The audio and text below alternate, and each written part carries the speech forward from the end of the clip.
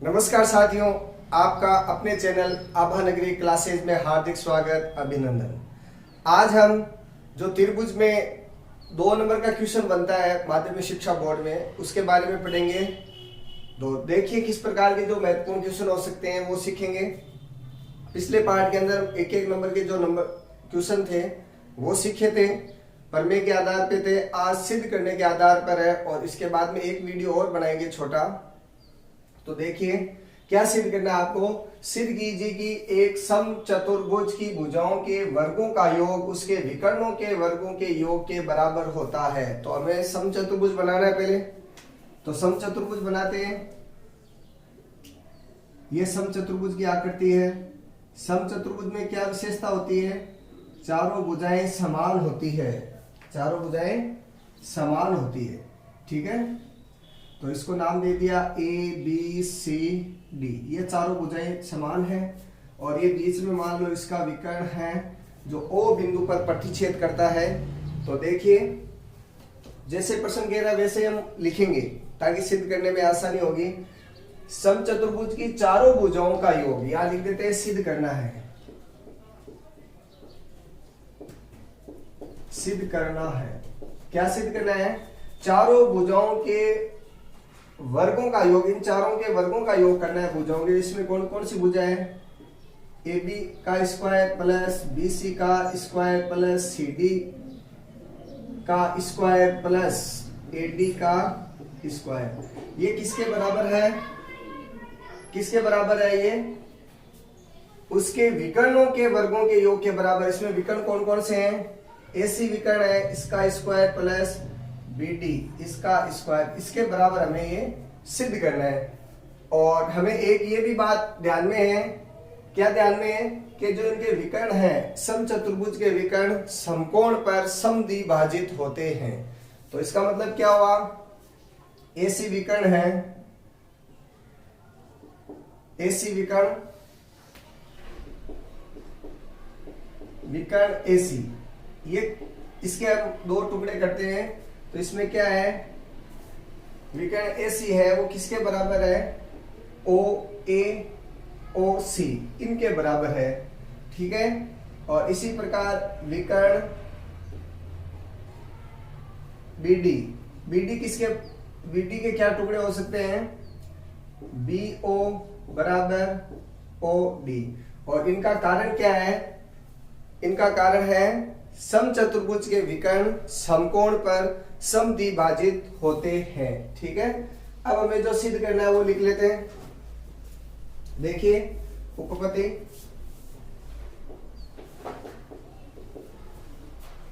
तो सबसे पहले इसको हम एक समकोण त्रिभुज मान लेते हैं, ठीक है। क्यों समकोण त्रिभुज? तो आइए हम ये कह रहे हैं भी समचतुर्भुज के विकर्ण है समकोण, समकोण पर समद्विभाजित होते हैं। इसका मतलब ये सभी समकोण त्रिभुज है। 1 2 3 4 ये चारों क्या है? समकोण त्रिभुज है। और समकोण त्रिभुज में पाइथागोरस का प्रमेय लगाते हैं। तो कर्ण का स्क्वायर बराबर आधार का स्क्वायर प्लस लंब का स्क्वायर। उत्पत्ति में हम क्या कर रहे हैं कि इसमें ये चारों ही क्या है? समकोण त्रिभुज है। और समकोण त्रिभुज का हमने कारण बताया कि भाई विकर्ण है वो समकोण पर समद्विभाजित होते हैं। तो सबसे पहले ये विकर्ण है, ये कर्ण है समकोण त्रिभुज में। सबसे पहले त्रिभुज ले रहे हैं, त्रिभुज AOB में, त्रिभुज AOB में इसमें समकोण पर समद्विभाजित होते हैं। इसका मतलब विकर्ण, ये कर्ण है AB का स्क्वायर, ये किसके बराबर है?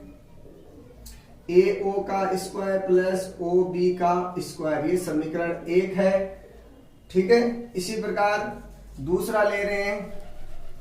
दूसरा त्रिभुज हमारे पास कौन सा है? BOC में। इसमें विकर्ण कौन सा है? ये कर्ण है ना, ये कर्ण है। तो कर्ण कौन सा है?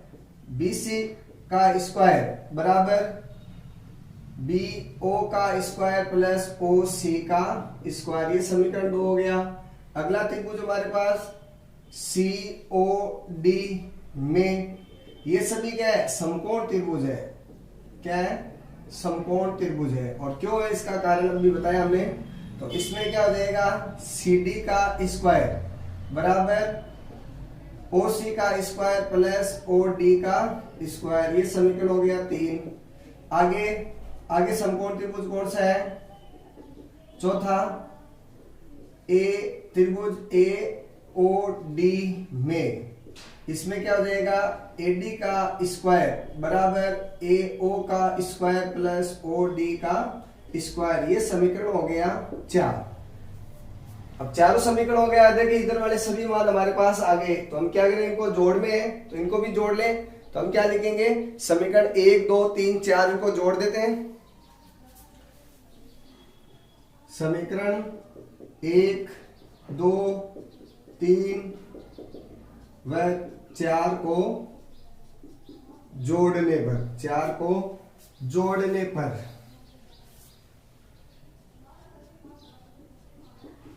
तो चारों को जोड़ देते हैं। जोड़ने का तरीका क्या है? बराबर के चिन्ह के उधर वाले उधर जुड़ जाते हैं और इधर वाले इधर जुड़ जाते हैं, तो उधर जोड़ते हैं।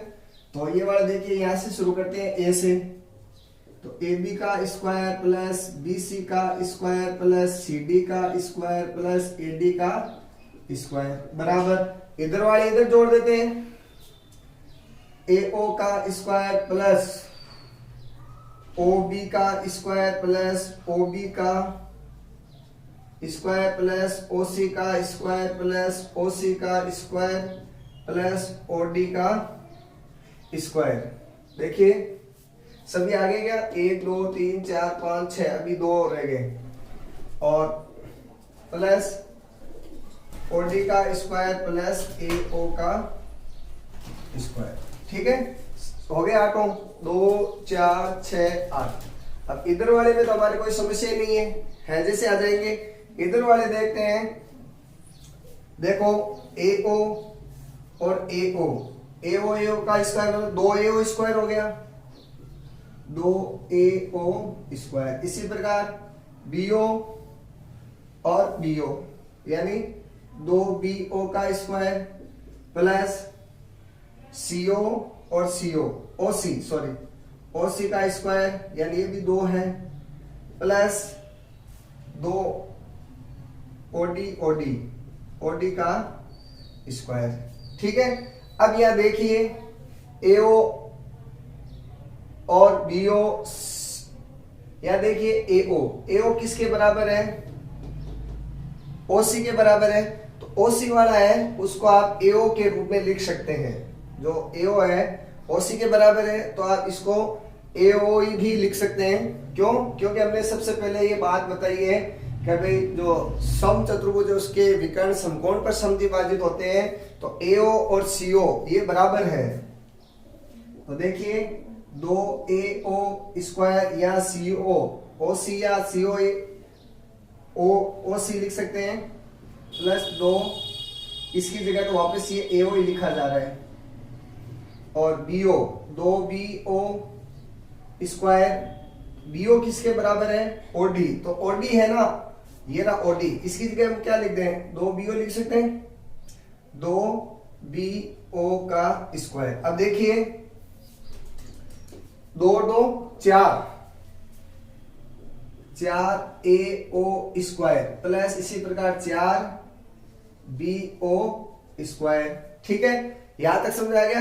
अब हम इनको स्क्वायर है तो इसको अंदर लेके घात के रूप में लिख रहे हैं, तो 4 को हम 4 का वर्गमूल 2 AO का स्क्वायर प्लस यहां भी क्या हो जाएगा 2BO का स्क्वायर। अब यहां देखिए ये 2 गुणा AO यानी AO किससे गुणा है? 2 में 2 से गुणा है, और यहां भी BO यानी ये भी डबल है, तो आप इसको डबल के हिसाब से लिख सकते हैं। ये देखिए दोनों बराबर है तो डबल है, तो हम इसको डबल का मतलब हम इसको AC लिख सकते हैं, यानी इन दोनों का डबल करके हमने क्या किया? AC किया है। तो हम क्या लिख सकते हैं? AC का स्क्वायर, और यहां देखो BO और BO ये दोनों डबल है, तो डबल है मतलब किसका है? BD का स्क्वायर है, तो BD का स्क्वायर, और ये साथ में चल ही रहा था, लिख लेते हैं एक बार, AB का स्क्वायर प्लस BC का स्क्वायर प्लस CD का स्क्वायर प्लस AD का स्क्वायर। तो यही पूछा हमसे तो इति सिद्धम।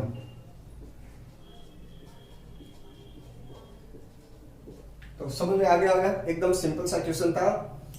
एक देखिए बहुत ही सरल क्वेश्चन है, ये 2-2 नंबर के क्वेश्चन बनते हैं हमारे, ये 2-2 नंबर के क्वेश्चन बनते हैं। तो इतना सा आएगा, सिंपल क्वेश्चन आएगा, ज्यादा कठिन क्वेश्चन नहीं आएगा।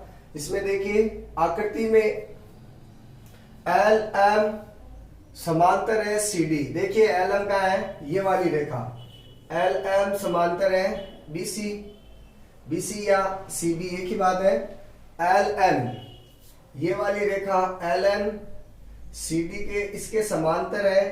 तो सिद्ध कीजिए, क्या सिद्ध करना है, A M upon A B, यानी ये वाला इतना सा फिर इसके बटा में ये, और A N upon A D, ये सिद्ध करना है आपको। तो सबसे पहले हम इसको 2 त्रिभुज मान लेते हैं, एक त्रिभुज ये है, एक त्रिभुज ये वाला है। तो हम ए एम पहले है तो ए एम वाले को पहले मान लेते हैं, तो ठीक है।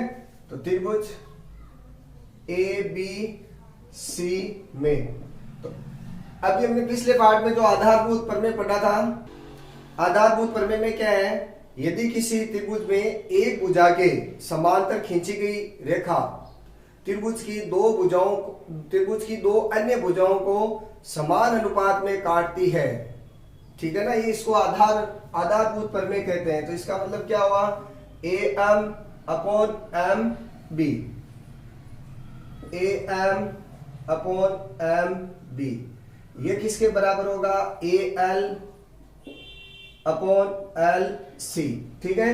और इसका कारण क्या है, आधारभूत जो प्रमेय है, समानुपात का आधारभूत प्रमेय, समानुपात का आधारभूत प्रमेय है, समानुपात का आधारभूत प्रमेय।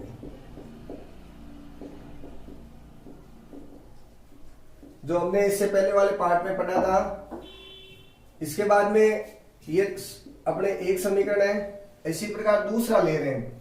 दूसरे में क्या है, दूसरा त्रिभुज ए डी सी में इसके अंदर कौन कौन से होंगे, देखो यहाँ ए एन है तो ए एन ले रहे हैं, ए एन बटा एन डी बराबर ए एल बटा एल सी, ये समीकरण 2। इसका कारण भी यही है, समानुपात का आधारभूत प्रमेय। समानुपात जो अभी बताया था, यदि किसी त्रिभुज की एक भुजा के समांतर रेखा खींची गई है जो त्रिभुज की 2 अन्य भुजाओं को समान अनुपात में बांटती है। यदि समांतर रेखा है तो त्रिभुज की 2 अन्य भुजाओं को समान अनुपात में बांटती है, इसी को समानुपात का आधारभूत प्रमेय कहते हैं। अब यहाँ देखिए ए एल और एल सी ये दोनों सेम है, तो हम क्या कर सकते हैं, समीकरण 1 और 2 से,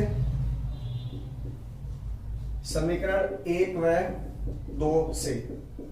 तो इसका मतलब क्या हुआ, ए एम बटा एम बी बराबर ए एन बटा एन डी। अब एक यहाँ चीज ध्यान रखना है, क्या ध्यान रखना है, ए एम बटा ये ए एम और ए एन, ये देखो सिंगल मान है, इसके लिए हम क्या कर रहे हैं, इसको उल्टा कर रहे हैं। यदि अनुपात बराबर है तो अब इसको उल्टा करेंगे तो दोनों के अनुपात बराबर ही आएंगे।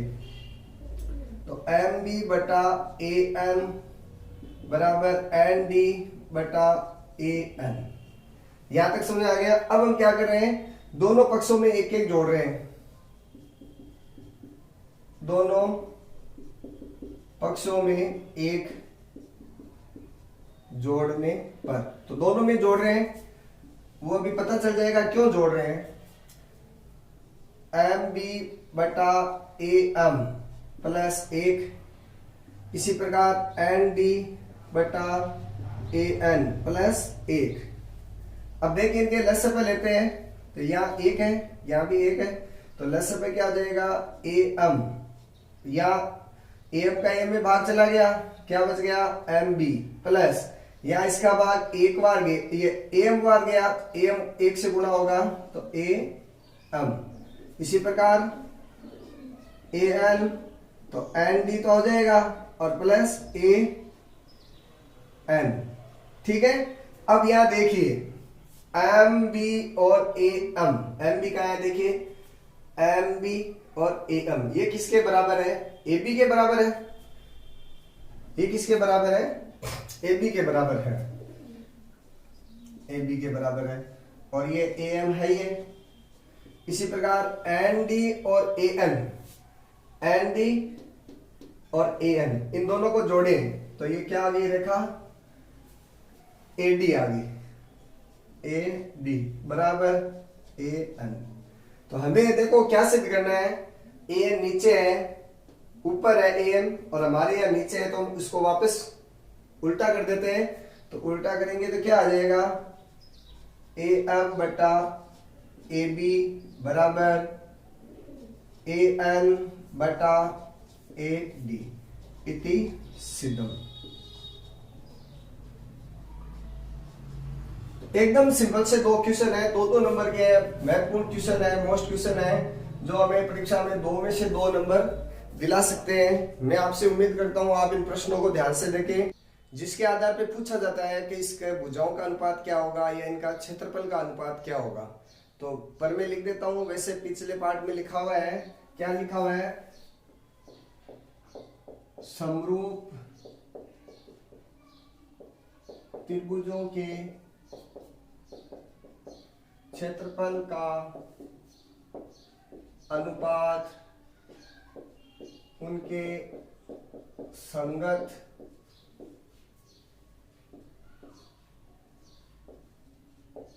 भुजाओं के वर्ग के समानुपात होता है, समानुपात होता है। जैसे मैंने बताया था पिछले पार्ट में, 2 त्रिभुज है ABC और दूसरा त्रिभुज है DEF, ठीक है। अब इसका हम जैसे इसका क्षेत्रफल है area ABC upon area DEF। अब मान लो इसके संगत भुजा ये ले रहे हैं AB और इसकी संगत भुजा कौन सी है, DE, और इनके वर्ग के समानुपात होती है। ये इस प्रकार का प्रमेय है। इसमें ये वाला मान दे सकते हैं, इनका अनुपात पूछ सकते हैं, ये वाला मान दे सकते हैं, इनका अनुपात पूछ सकते हैं। तो देखिए जैसे ये कह सकते हैं, यहाँ ये प्रमेय है। अब देखिए इसमें किस प्रकार प्रश्न पूछा जाता है। जैसे मान लो इसमें दे दिया आपको क्षेत्रफल का ABC, इसका अनुपात है 4 और DEF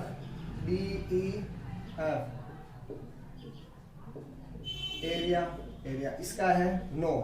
तो आपसे पूछा है भुजा का अनुपात, तो भुजा का अनुपात क्या होगा, तो इसका वर्ग करेंगे तो 4 बटा 9, तो इसमें क्या हो जाएगा, 2 का वर्ग और यहाँ 3 का वर्ग, यानी ये हो जाएगा।